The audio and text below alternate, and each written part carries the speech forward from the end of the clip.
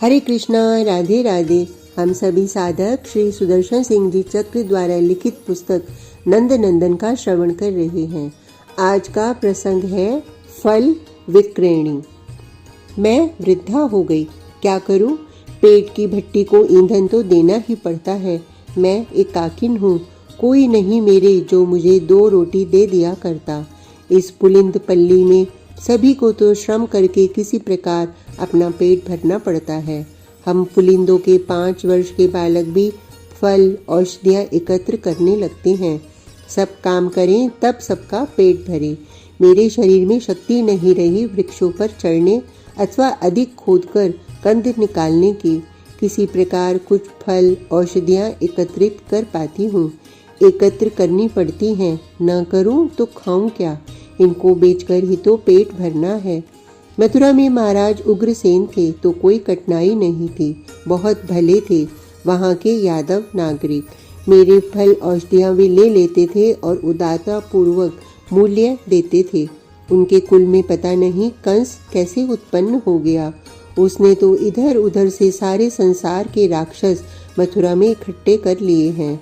अब मैं मथुरा जाकर क्या करूं? कंस के ये राक्षस नगरपाल मुट्ठी भर भर मेरे फल खा लेते हैं, हंसते हैं। मुझ दरिद्र वृद्धा पर दया आना तो दूर, मुझे तंग करके लूट कर उन्हें आनंद आता है। मथुरा जाकर क्यों भूखे मरना है मुझे? मैंने जीवन में कभी कच्चे, कड़वे, कसैले, खट्टे फल नहीं बेचे। मधुर सुस्वादु फलों को देखते ही पहचानना तो मैंने अपने पुलिंद पल्ली के बालकों को, बहुओं को सिखाया है। ग्राहक को मधुर कहकर खट्टा फल तो मुझसे कभी दिया ही नहीं जाता। नागरिक क्या जाने वन्य फलों का स्वाद। आम्र, फणसादी उपवनों के फल ही तो नगरों में मिलते हैं। मानती हूँ कि आम्र फलों का राजा है, इसके स्वाद की तुलना नहीं, किंतु नागरिकों को भी वन के नवीन नवीन फलों का स्वाद तो आकर्षित करता ही है। सभी नवीन फल देखकर उसे एक बार लेना चाहते हैं। अच्छे पके सुस्वादु फलों के लिए मुझे बन बन भटकना पड़ता है। कटीली लताओं में से बैठकर, कभी लेट कर भी सरक कर निकलना पड़ता है। गोकुल के बृजपति नंदराय और उनके गोपों की बड़ी प्रशंसा सुनी थी। गोप बहुत भले, बहुत उदार हैं, अतः आशा हो गई कि वहाँ मेरे फलों का मूल्य समझा जाएगा। कम से कम कंस के राक्षसों के समान वहाँ कोई मुझ बुढ़िया को लूटेगा नहीं। कई दिनों वन वन भटकी थी, कड़ा श्रम करके कुछ फल एकत्र कर सकी थी। कोई मेरे फलों का मूल्य समझने वाला मिल गया तो कुछ दिन बैठकर खाने की व्यवस्था हो जाएगी। हम पुलिंद कहाँ परिग्रही होते हैं। मैं तो बूढ़ी हूँ, मेरे युवा पड़ोसी ही एक दिन को भोजन झोपड़ी में हो तो काम करने को नहीं निकलते। जीवन में मुझे इतने उत्तम फल नहीं मिले थे। कितनी गहन कटीली झाड़ियों में प्रवेश करके मैंने कई दिनों में इन्हें एकत्र किया था। इनके गुण, इन फलों के गुण तो कम ही पुलिंद भी भली प्रकार जानते हैं, किंतु गोप हम सबकी ही भांति वन वन घूमने वाली जाति है। उनमें इन दुर्लभ गुण वाले फलों को पहचानने वाले मिल सकते हैं, और कोई एक भी ऐसा मिल गया तो मेरा श्रम सार्थक हो जाएगा। मेरे महीने 2 महीने के भोजन को अन्न तो वह दे ही देगा।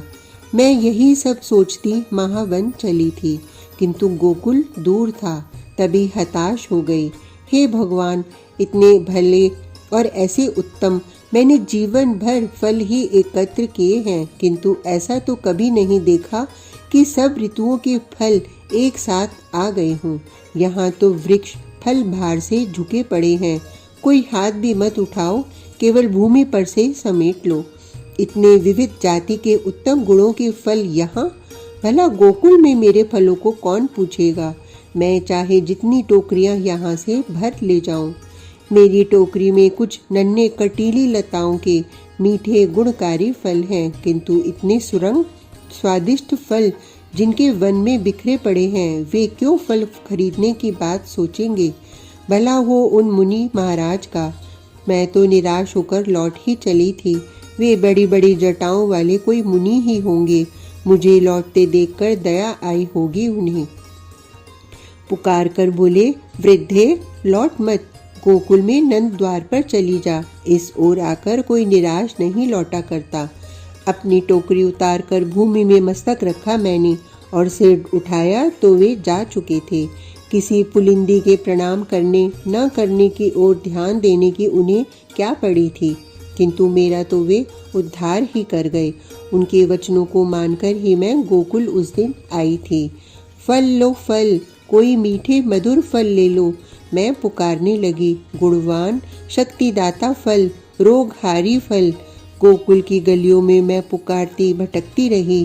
गोप चले गए होंगे गाय लेकर वन में उन्हें चराने। मुझे तो लगा कि बहुत से घरों में गोपियां भी नहीं थीं, हो भी तो भीतर कहीं व्यस्त होंगी। मुझे केवल गोष्ठों में सेविकाएं, कुछ थोड़े सेवक दिखे। इनसे मुझे प्रयोजन नहीं था। मैं पुकारते पुकारते थक गई। मेरा कंठ सूखने लगा, मेरे पैर थकने लगे, किंतु किसी ने मेरी ओर देखा तक नहीं। किसी घर से तो कोई निकलती और इतना तो पूछ लेती कि मैं कैसे फल लाई हूँ। मैं झुंझला उठी। क्या अभी कलयुग आ गया? मुनि महाराज भी मुझ वृद्धा से परिहास कर गए। मैं तो पहले ही लौटी जा रही थी। गोप वैसे भी दूध दही माखन में खेलने वाले होते हैं। इनको फल कम ही रुचते हैं और इनके चारों ओर का वन तो भरा पड़ा है सुस्वादु फलों से। यहाँ मेरे फल कौन क्रय करेगा? दोष मुनि महाराज का नहीं था, दोष तो मेरा था। उन्होंने तो मुझे सीधे नंद द्वार पर जाने को कहा था, किंतु मैं भाग्य की मारी यहाँ गली गली भटकती फिर रही थी। इस द्वार पर सब ओर से संसार के हारे थके ही पहुँचते हों तो क्या पता, किंतु मैं तो जब भटकते भटकते थक गई और निराश हो गई, तब मन में आया, चलो यहाँ भी एक बार पुकार लो। जहाँ साधारण गोप ही फल लेने की इच्छा नहीं करते, वहाँ ब्रिजराज के यहाँ कोई क्रय करेगा? यह मैं कैसे सोच लेती। मैं देख रही थी कि गोपों के गृह संपन्न है, राशि राशि अन्न है इनके आंगनों में, किंतु मुझ अभागिनी के भाग्य का इनमें कोई दाना नहीं, तो मुझे कैसे मिले इतने संपन्न गोप। इसी से तो मैं द्वार द्वार भटकती फिरती रही। मुझे लगा कि ये संपन्न लोग भला क्यों वन में जाते होंगे। ब्रिजराज के बहुत सेवक होंगे, वे उनके लिए वन से उत्तम फल प्रतिदिन लाते होंगे। यह सोचकर मैं इस द्वार पर नहीं आई। सब ओर से निराश हो गई, तब लौटने से पूर्व अंतिम बार यहाँ पहुँची। फल ले लो, मीठे मधुर गुणवान फल, सुस्वादु फल ले लो, मैंने निराश साधारण स्वर में ही पुकारा। मुझ में अब बहुत उच्च स्वर से पुकार लगाने की न शक्ति रही थी और न ही उत्साह। जी करता था कि टोकरी पटक दूं और पटक दूं भूमि पर अपना सर। फूट फूट कर रोने का मन हो रहा था। फलवाली, ओ फलवाली, एक अत्यंत मधुर बालक कंठ ने पुकारा। मेरा तो रोम रोम मानो उस स्वर ने ही सुधा से सींच दिया। सवेरे से भटकते भटकते भला किसी ने पुकारा तो सही, मैं दूर तक नहीं देख पाती। अब दृष्टि मंद पड़ने लगी है। बिना पुकारने वाले की ओर देखे ही मैंने टोकरी उतारी सिर से और भूमि पर सामने रखकर बैठ गई। वह 1.5 वर्ष से भी कम वय का शिशु था, दिगंबर शिशु। कहीं धूली में खेल रहा होगा सखाओं के साथ। मेरी पुकार सुनकर दौड़ा आया था। मैं तो उसे देखती ही रह गई। सुंदरता, कोमलता, प्रकाश, सुख सबको मिलाकर बनाया होगा सृष्टिकर्ता ने उसे, अपनी सब सावधानी और कला लगाकर। घुंघराली काली कोमल सघन, अलकों से घिरा चंद्रमुख, भाल पर काजल का बिंदु, पतली रेखा से काली टेढ़ी भौं, बड़े बड़े अंजन लगे नेत्र, कंठ में कोई बड़ा सा लाल था और छोटे उज्जवल मोतियों की माला के मध्य व्याघ्र नख लटक रहा था। लाल लाल चरण थे, पैरों में नुपुर, कटी में रतन किंकणी, करों में कंकण थे। मैं तो सिर से पैर तक, पैर से सिर तक उसे देखती ही रह गई। पैरों पर, उदर पर, भुजाओं पर, तनिक वक्ष पर और अलकों पर भी धूली लगी थी। आते ही उसने अपना नन्हा सा सर झुकाकर मेरी टोकरी में झांका। मेरे अनेक रंगों के छोटे कुछ थोड़े बड़े फलों को देखकर प्रसन्न हो गया। वह प्रसन्न होकर ताली बजाकर हंसा तो मैं धन्य हो गई। इतना सुख, इतना आनंद भी मुझ पुलिंदी को जीवन में मिल सकता है, यह मैं किसी बड़े मुनि के कहने पर भी विश्वास नहीं करती। फल दे। उस नवघन सुंदर ने अपने नन्हे हाथों की अंजलि बना ली। वे लाल लाल किसले से भी कोमल कर। मैं अपना हृदय भी निकालकर उस अंजलि में धर देती तो कम होता, किंतु तत्काल लोभ जागा। इसे फल दे दूंगी तो यह लेकर चला जाएगा। किसी प्रकार 2 पल तो नेत्रों के सम्मुख खड़ा रहे। इन फलों का मूल्य लाओ, मैंने कह दिया। मूल्य? मूल्य क्या होता है? वह इधर उधर देखने लगा। कितना भोला, ऐसे देख रहा था जैसे मूल्य कोई पशु या पक्षी का नाम होगा। कहने लगा, मूल्य तू पकड़ ले, मैं नहीं जानता। मेरे लाल, जब किसी से कुछ लिया जाता है तो उसे बदले में कुछ देना पड़ता है। मैंने उसे समझाया। उस बदले में देने वाली वस्तु को मूल्य कहते हैं। तू कैसी बुढ़िया है? अब अपने बड़े बड़े नेत्र उठाकर उसने मेरी ओर देखा। मुझे तो मैया माखन देती है, दूध पिलाती है, कुछ भी तो नहीं लेती। वह तो तुम्हारी मैया है। मुझे हंसी आ गई उसके भोलेपन पर। माँ भी तो मुझे रोटी देती है। उसने सिर हिलाया। मुझसे तो कोई कुछ नहीं मांगता। तुम उनको माँ कहते हो ना। मेरे मन में कितनी हलचल थी। मैं ही जानती हूँ इस सलोने शिशु की अंजलि भर दूं फलों से। मचल रहा था हृदय, किंतु यह चला जाएगा। फल लेते ही नेत्रों के सम्मुख से चला जाएगा। तू क्या लेगी? उसने कुछ सोचकर पूछा। उसे लगा होगा कि यह बहुत हठी और बुरी बुढ़िया है और उससे भी कुछ लिए बिना फल नहीं दे रही है। अन्न लूंगी। मेरे घर अन्न का दाना नहीं है। मैंने यह इसलिए कह दिया कि देखें अब यह क्या करता है। वह मुड़ा और नन्हे नन्हे पदों से दौड़ता गया। सम्मुख ही आंगन में धान सूखने को डाला गया है, यह मैं देख रही थी। वहां जाकर वह बैठ गया और अपनी नन्ही अंजलि में उसने धान भर लिया। मैं तो उसी को देख रही थी। मेरे नेत्र, मन, प्राण सब उसी में लगे थे। धान लेकर उठने में उसे तनिक असुविधा हुई, पर उठ गया और अब मेरी ओर आने लगा। इस बार कुछ धीरे धीरे आ रहा था। वह मेरी ओर ही देखता आ रहा था। उसे लगता होगा कि यह विचित्र बुढ़िया कहीं फल लेकर चली न जाए। नन्हे कोमल कर अंजलि भी तो नहीं बना पा रहे थे ठीक ठीक।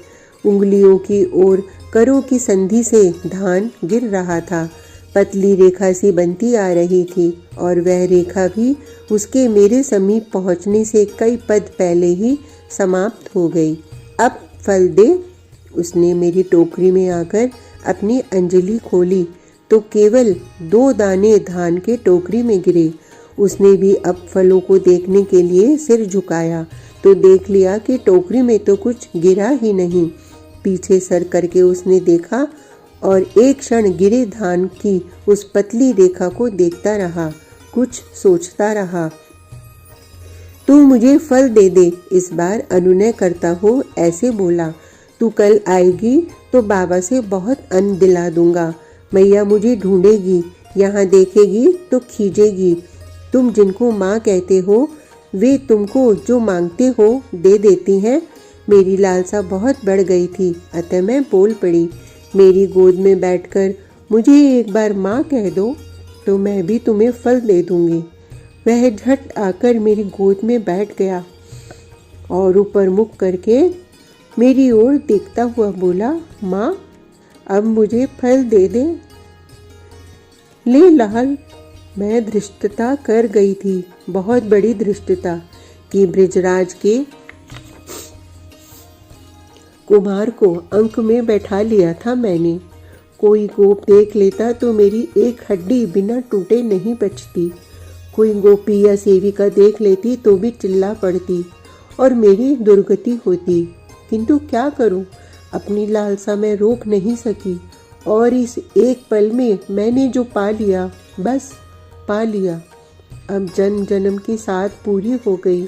अब कुछ पाना नहीं मुझे। मैं उसे अंक में अधिक रोकने का साहस किसी भी प्रकार नहीं कर सकती थी। वह उठकर फिर अंजलि बनाकर मेरे सामने खड़ा हो गया। मैंने अपनी टोकरी के फल भर दिए उसकी उस अंजलि में। कितने फल उसमें आए मुझे पता नहीं, कितने फल बचे टोकरी में मुझे पता नहीं। लगा कुछ ऐसा ही कि सब फल उसकी अंजलि में आ गए। मैं तो अपने एक हाथ से उसकी अंजलि को सहारा दिए, दूसरे हाथ से फल उठा उठाकर भरती गई। उसका सुंदर मुख इतने समीप था कि मैं उसकी अंजलि को सहारा दिए उसके करों को स्पर्श किए थी। वह अपनी अंजलि को उधर से चिपका कर लौटा और बहुत धीरे डगमग पदों से चला। मैंने उसे जाते देखा। उसका उल्लासपूर्ण स्वर मेरे कानों में पड़ा, मैया, माँ, मैं फल लाया हूँ। वह पुकार रहा था, दादा, भद्र, तोक, मैं फल लाया हूँ, सुंदर मीठे फल। ऐसे पुकार रहा था जैसे सारी सृष्टि को सब फल सदा ऐसे ही पुकार कर देता रहा है। मैंने टोकरी सिर पर धरी और लौट पड़ी। मेरे प्राणों में उसका वह मुझे माँ कहना, उसका वह स्पर्श बस गया। वह तो अब भी मुझे अपने अंक में बैठा ही दिखता है, वही सुंदर अलकों से घिरा चंद्रमुख तनिक ऊपर उठाए। पता नहीं क्या हो गया था, वह मेरी खाली टोकरी मुझे बहुत भारी लगने लगी। मैं संभवतः बहुत थक गई थी। मुझे अब टोकरी का करना क्या था? इस सुंदर ब्रिजराज कुमार को फल दे चुकी, अब और किसी के लिए मेरे कर फल इकट्ठा करने में नहीं लगेंगे। अब किसी दूसरे के द्वार मेरे पद नहीं जा सकेंगे। अब मुझसे फल ले लो की पुकार नहीं हो सकेगी। मैंने टोकरी फेंक दी यमुना के प्रवाह में। मेरी टोकरी में से बहुत से चमकते रत्न सूर्य की रश्मि में प्रकाश देते छप करते गिरे हों, ऐसा क्षण भर को मुझे लगा। रत्न ही गिरे होंगे। अब मुझे लगता है कि उनके भार से ही टोकरी उतनी भारी हो गई थी। अच्छा हुआ उन्हें फेंक दिया। टोकरी लाती तो व्यर्थ उन पत्थरों का भार ढोती। अपनी कुटिया में पहुंची तो देखा उसमें मेरे सो रहने को कठिनाई से स्थान रहा है।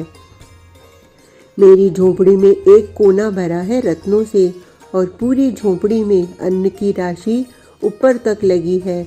मैंने पुलिंद पल्ली के सभी को कह दिया, सब उठा ले जाओ जितना जी चाहे। सब ले गए ढो ढोकर और मेरी झोपड़ी तो रिक्त ही नहीं होती है। नंदराय का वह लाल, अरे मेरा लाल, यह अंक में बैठा मेरा नवघन सुंदर लाल पता नहीं कैसा पारस है। मैं गोकुल फिर गई फिर गई और प्रतिदिन जाती हूँ, छिपकर जाती हूँ, दूर से एक बार देख लेने को नंदलाल को। यद्यपि यह मुझे अपने अंक में बैठा ही दिखता था। मैंने गोप गोपिकाओं सेविकाओं को परस्पर कहते सुना, लगता है कि ब्रिजरानी के लाल को भगवती वन देवी या अन्नपूर्णा स्वयं फल दे गई उस दिन। ऐसे स्वादिष्ट फल तो देखे सुने ही नहीं। कन्हई की नन्ही अंजलि के वे फल तो समाप्तहीन होने को नहीं आते। ब्रिजेश्वरी ने पूरे गोकुल को बांटे हैं और अब भी वे उतने ही बने हैं। मैं भला कब की भगवती, लेकिन ब्रिजराज का कुमार ऐसा अद्भुत है, यह इन गोपियों को पता नहीं लगता। आज का प्रसंग इतना ही। कल तक के लिए हरे कृष्णा, राधे राधे।